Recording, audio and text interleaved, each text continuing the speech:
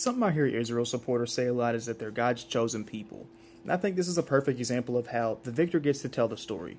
Now, there are a ton of different arguments around what it means to be biblically chosen, but the ones that have the most historically accurate claim to the land, like the truly chosen people, are the ones that are currently under Israel's thumb right now. The Mizrahi Jews originate in the Middle East and North Africa. They are the closest genetic match to the ancient Israelites, and for perspective, you can think of the Mizrahi as the Black Jews. This is the group that Jesus would have belonged to. The Sephardic Jews were the original European Jews. They were pushed from the Iberian Peninsula in 1492. They were the brown Jews. They were seen as a little bit more civilized, but they weren't fully respected in the Jewish community. Now, the Mizrahi and the Sephardic Jews are who the Bible talks about, but the Ashkenazi Jews are who currently control Israel. Ashkenazi Jews are European Jews that have no real roots in the Levant. In fact, they didn't even exist during biblical times at all.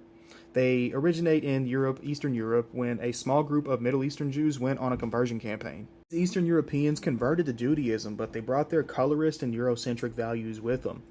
The Ashkenazi Jews claim to be superior to the other Jews because of their white complexion and proximity to the modern European world.